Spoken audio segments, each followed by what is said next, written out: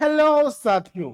Uttarakhand police constable भर्ती 2024 के लिए आपके मन में कोई भी डाउट है ना, जितना भी डाउट है इस वाली वैकेंसी को लेकर के, आपके पास वो सारा डाउट इसी छोटी सी वीडियो में पूरी दूर हो जाना है। यानी चाहे वो योग्यता को लेकर के हो, चाहे वो सिलेबस को लेकर के हो, चाहे एग्जाम पैटर्न को लेकर के हो, चाहे आपको जो भी डाउट इस वैकेंसी से रिलेटेड है दूर नहीं हुआ अगर, तो इसी वाली वीडियो के कमेंट बॉक्स में बताइएगा कि सर मुझे ये चीज जानकारी चाहिए थी, ये चीज इस वीडियो में नहीं है, प्लीज बताइए। जैसे ही आपका कमेंट आएगा एक दूसरी वीडियो आपके लिए उत्तराखंड की और तैयार हो जाएगी। चलिए, मेरा नाम है राहुल सोनी और आप सभी का स्वागत है आपके अपने प्यारे से यूट्यूब चैनल एसएसजी गुरुकुल पर। शुरू करता हूं मैं बिना किसी देरी के। देखिए, उत्तराखंड पुलिस कांस्टेबल की भर्ती रिलीज हुई है। 2000 वैकेंसी है। इस 2000 वैकेंसी सिर्फ मेल कैंडिडेट के लिए है, वो में भी फीमेल कैंडिडेट्स के लिए नेक्स्ट टाइम फिर से आ जाए। तो जो विज्ञापन प्रकाशन की तिथि थी ये थी 30 अक्टूबर की। 8 नवंबर से फॉर्म फिलअप होने शुरू हो चुके हैं, रजिस्ट्रेशन होने शुरू हो गए। 29 नवंबर तक ये फॉर्म फिल होंगे, मतलब लास्ट डेट आपकी अंतिम तिथि है 29 नवंबर तक। जो एग्जाम की डेट है ना वो दे दी गई 15 जून, और 15 जून मेरा खास बर्थडे है, तो इसलिए इस वाला जो कांस्टेबल भर्ती होगी इसमें मैं अपनी जी जान लगा दूंगा ताकि आपका सिलेक्शन हो जाए और मेरे बर्थडे वाले दिन पर आपका खास हो जाए, मतलब स्पेशल डे बनाते हैं इस वाले दिन को। वेतनमान इस वाली वैकेंसी का भाई 21,700 रुपए से लेकर के 69,100 रुपए तक है। लेवल 3 की नौकरी है, लेवल 3 की जॉब है। स्टार्टिंग सैलरी यहां पर जब आपकी ज्वाइनिंग होगी तभी लगभग 27-28 हजार के आसपास अकाउंट में आनी शुरू हो जाएगी इन हैंड। आयु सीमा की बात करें तो 18 वर्ष से 22 वर्ष है। ये जो आयु काउंट की जाएगी ये काउंट की जाएगी 1 जुलाई से। कब से भाई? 1 जुलाई 2024 से यहां से काउंट की जाएगी, क्योंकि ये जो वैकेंसी है ये जुलाई वाली है। पद का जो स्वरूप है अराजपत्रित यानी नॉन गजेटेड पोस्ट है, स्थायी है, परमानेंट रहेंगे आप, संविदा पे नहीं है, अंशदायी पेंशन युक्त है, यानी कि आपका जो सैलरी है उसी में से थोड़ा सा परसेंटेज डिडक्ट होगा एंड इन द रिटायरमेंट, बाद में रिटायरमेंट के बाद आफ्टर रिटायरमेंट आपको वो मिलेगा पेंशन के रूप में। और क्या डाउट है भाई, एक एक करके बात करते हैं। बात ये करते हैं कि अनिवार्य अर्हता क्या है, मतलब कौन कौन से लोग फॉर्म फिल कर सकते हैं, एसेंशियल क्वालिफिकेशन क्या है, एलिजिबिलिटी क्या है। तो देखिए, उत्तराखंड विद्यालय शिक्षा परिषद रामनगर नैनीताल द्वारा अगर इंटरमीडिएट कोई क्वालिफाई है वहां से या उसके समकक्ष कोई अर्हता रखता है तो फॉर्म फिल कर सकते हैं। अब अगर ये अर्हता रखने वाले कोई दो कैंडिडेट सेम लेवल पर आ जाते हैं तो प्रीफरेंस दिया जाएगा। अधिमानी अर्हताएं क्या हैं? ये है कि अन्य बातों के समान होने पर ऐसे अभ्यर्थी को सीधी भर्ती में अधिमान दिया जाता है, मतलब दो लोग बराबर पे हैं तो एक लोग को वो सिलेक्ट करेंगे जो या तो प्रादेशिक सेना में 2 साल की न्यूनतम अवधि तक सेवा किया हो उन्होंने, प्रादेशिक सेवा मतलब उत्तराखंड की सेना में, साथ ही क्या है राष्ट्रीय कैडेट कोर यानी कि एनसीसी का 20 सर्टिफिकेट उसके पास में हो, तो ये दोनों में से कोई एक है तो उसको प्रेफरेंस दे दिया जाएगा। आयु सीमा आप सबको पता चल गई 18 साल की। अब ये है कि भाई डाउट होता है अदर स्टेट के लिए क्या प्रोसेस है, तो अदर स्टेट के लिए अदर स्टेट का कोई भी कैंडिडेट इसमें डायरेक्ट नहीं जा सकते हैं, जैसा कि यूपी में होता है, बिहार में होता है एग्जाम में कि अदर स्टेट वाले अप्लाई कर सकते हैं बट वो जनरल में काउंट किए जाते हैं। यहां पर ऐसा अभी नहीं है, यहां पर सिर्फ ये है कि अगर आप अदर स्टेट से हैं तो भाई अभ्यर्थी का उत्तराखंड राज्य में स्थित किसी सेवा योजन कार्यालय में आवेदन पत्र प्राप्ति की अंतिम तिथि तक पंजीकरण हुआ हो। यानी इस वाले की आवेदन तिथि लास्ट डेट कब है हमने आपको बताया, अंतिम दिवस है इसको फॉर्म भरने का 29 नवंबर। तो 29 नवंबर तक वहां के सेवा योजन कार्यालय में वो रजिस्ट्रेशन करवा चुके हो। लेकिन अदर स्टेट के अगर सेवा योजन कार्यालय में रजिस्ट्रेशन करवाए जाएंगे तो उत्तराखंड का जो सेवा योजन कार्यालय है उसमें तो रजिस्ट्रेशन उन्हीं का होगा ना जो उत्तराखंड के निवासी होंगे, यानी बाहर स्टेट के लोग का इसमें कोई सीन नहीं। अभ्यर्थी उत्तराखंड राज्य का मूल निवास या स्थायी निवास प्रमाण पत्र धारक हो। अगर कोई स्टेट बाहर के स्टेट के हैं तो उनके लिए ये वाली सिर्फ एलिजिबिलिटी है कि उत्तराखंड लोक सेवा आयोग की जो सरकमफेरेंस है यानी परिधि इसके बाहर, अब उत्तराखंड के लोक सेवा आयोग के जो भर्ती होगी वो तो उत्तराखंड के कैंडिडेट के लिए होगी। समूह गा के यानी कोई भी ग्रुप सी की वैकेंसी सीधी भर्ती आती है, डायरेक्ट वैकेंसी, तो इसमें भर्ती होगी तो आवेदन करने के लिए वही अभ्यर्थी पात्र होंगे जिसने अपनी हाई स्कूल और इंटरमीडिएट अथवा इसके समकक्ष स्तर की शिक्षा उत्तराखंड राज्य में स्थित मान्यता प्राप्त संस्थाओं से उत्तीर्ण की हो। अगर ऐसा है तो वो अप्लाई कर सकते हैं। यानी आपने अगर वहां से पढ़ाई करी है, बाहर स्टेट के हैं, मीन्स आपके मम्मी पापा वहां पर जॉब कर रहे थे, उस वक्त आपने पढ़ाई करी, भाई जॉब कर रहे थे उस वक्त पढ़ाई करी, तो आप एलिजिबल हैं, ऐसी बात है। अनिवार्य अर्हता में अदर स्टेट के लिए सिर्फ इतना है, बाकी डायरेक्ट आप फॉर्म नहीं भर सकते अगर आप बाहर स्टेट के हैं। तो सिर्फ ये उत्तराखंड स्पेशल वैकेंसी है मेल कैंडिडेट के लिए। और क्या बात है भाई कि इन पदों पर जो चयन होगा वो होता है 2 लेवल पर। यानी कौन कौन सा 2 लेवल? पहला तो आपका होगा फिजिकल टेस्ट।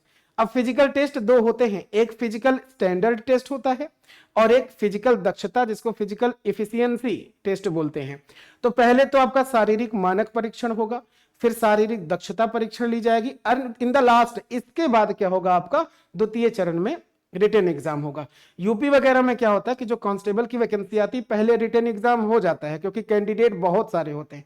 उसके बाद जितने बच्चे बचते हैं उनका फिर फिजिकल टेस्ट होता है या फिजिकल एफिशिएंसी टेस्ट होता है। अब सबसे पहले बात करते हैं कि इसमें है क्या। स्टेज 1 स्टेज 2 है, समझ में आ गया। This is PST for physical standard test, यानी हिंदी में शारीरिक मानक परीक्षा पहले होगा। उसके बाद पीईटी फिजिकल एफिशिएंसी टेस्ट, ये दूसरा इसी स्टेज 1 में है। फिर स्टेज 2 में है रिटन एग्जाम।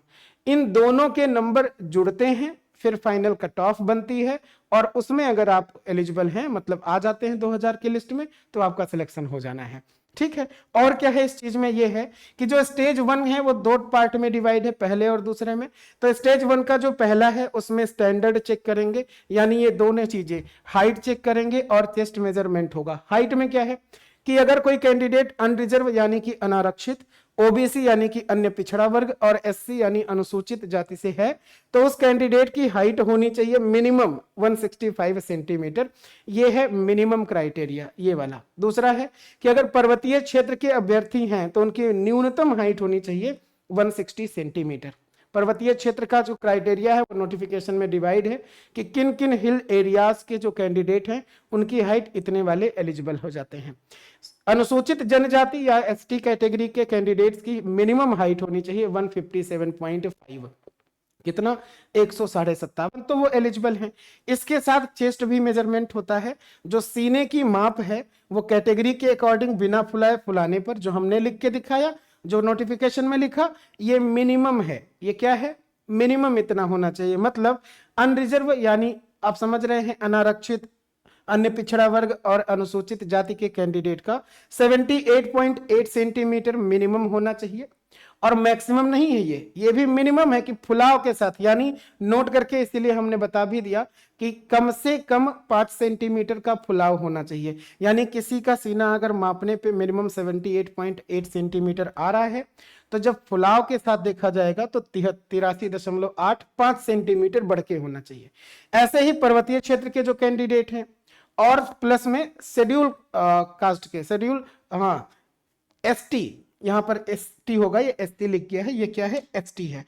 जो शेड्यूल्ड ट्राइब के कैंडिडेट हैं, ये शेड्यूल्ड ट्राइब यानी अनुसूचित जनजाति के जो कैंडिडेट हैं और जो है पर्वतीय क्षेत्र के, उनके लिए थोड़ी सी रियायत है। क्या है कि अगर बुना फुलाए 76.3 सेंटीमीटर है और अगर मिनिमम किसी का इतना है तो 5 सेंटीमीटर के साथ इतना होना चाहिए, तो वो एलिजिबल है। तो सीने की माप देख लिया आपने, हाइट देख ली, एक बार मेजरमेंट ले लीजिएगा ताकि फॉर्म फिल करने से पहले आप जान पाए कि आप इसमें हैं एलिजिबल कि नहीं है। और अगर किसी चीज में कमी है तो उसको बढ़ाने के क्या रूल है, क्या नियम कायदे कानून है, वो देख लीजिएगा।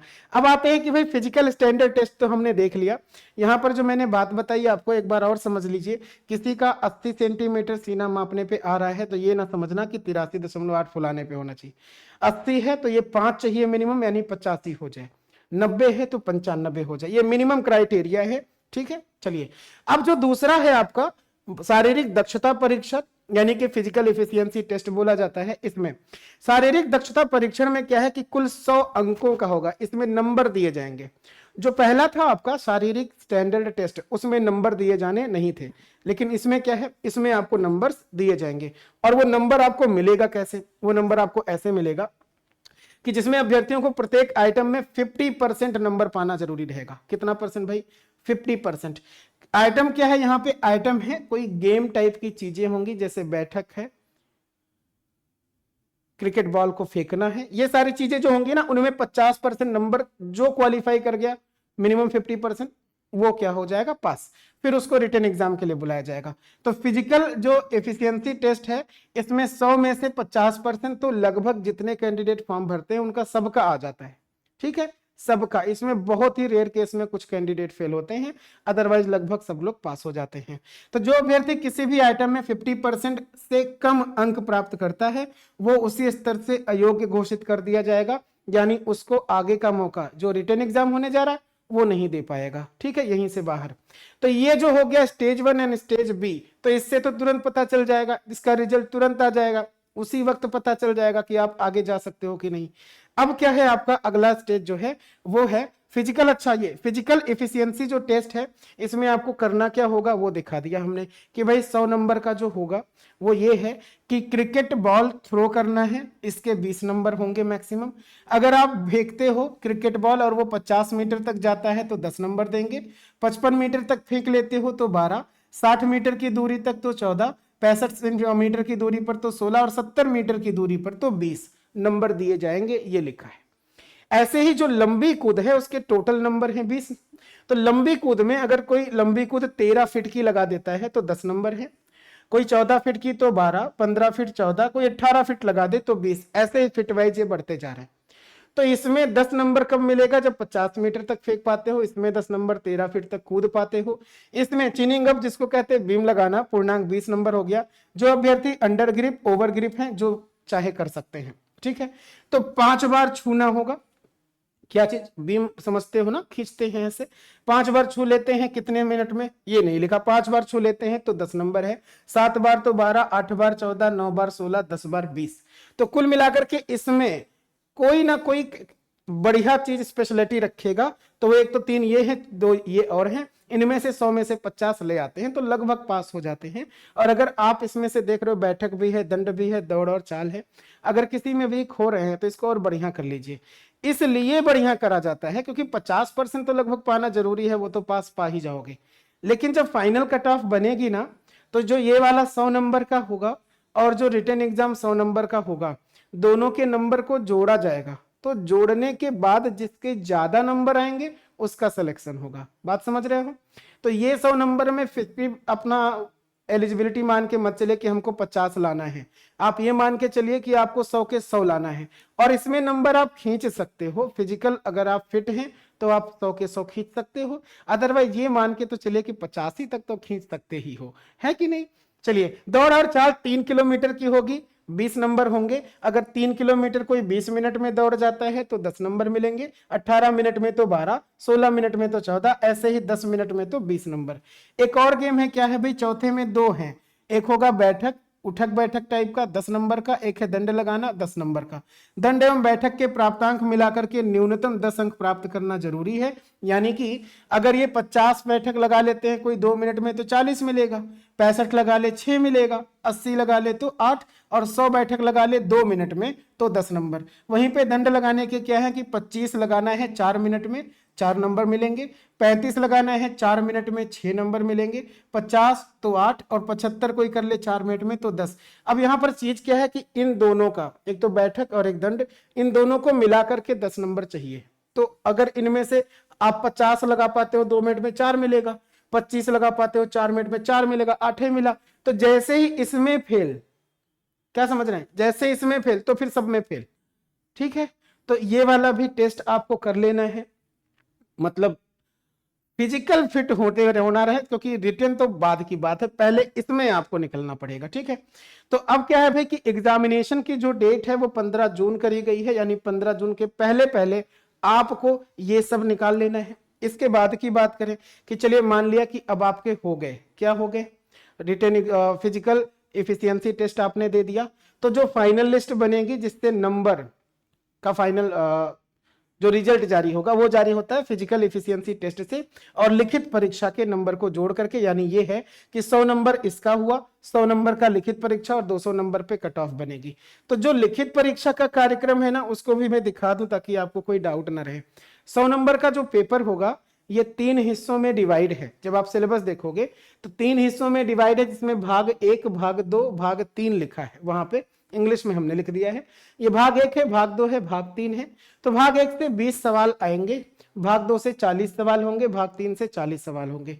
तो जो 20 क्वेश्चंस होंगे ना पार्ट 1 का, उस पार्ट 1 से सामान्य हिंदी में भाषा और साहित्य मतलब व्याकरण भी होगा, साहित्य भी होगा, भाषा भी, ग्रामर भी है। तो ये पूरा का पूरा सिलेबस है 20 नंबर का, कम नहीं है। और ये सारा कुछ आपको सिखाते हैं शुभांशु सर आपके अपने एसएसजी गुरुकुल के एप्लीकेशन पर। जो एसएसजी गुरुकुल का एप्लीकेशन है ना, वहां पर कंप्लीट हिंदी आपको मिल जाती है। ये पूरा का पूरा कंप्लीट जीएस आपका मिल जाता है, पूरा का पूरा जीएस शुभांशु सर के द्वारा।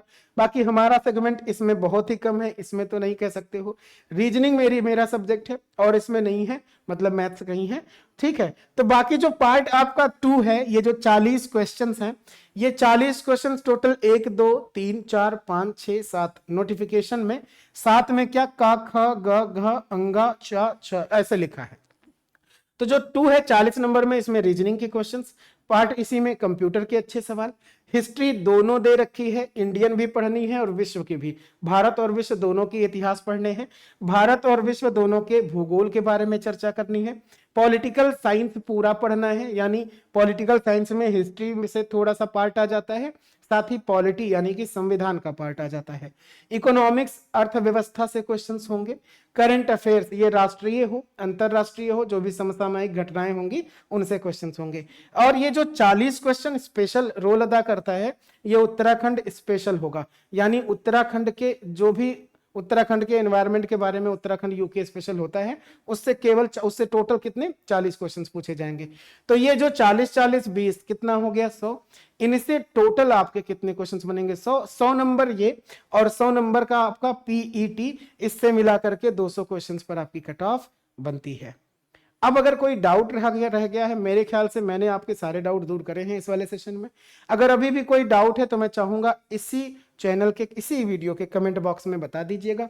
इन पर जो इनके अंदर भी सिलेबस है ना, अगर आप चाहते हो कि सर सब्जेक्ट वाइज सिलेबस बता दीजिए कि रीजनिंग में क्या क्या पढ़ना है, हिंदी में क्या क्या पढ़ना है, इस जीएस में, इसमें उत्तराखंड स्पेशल में क्या पढ़ना है, तो इसकी मैं एक वीडियो और आपको प्रोवाइड कराता हूँ जल्दी ही, हो सकता है आज ही।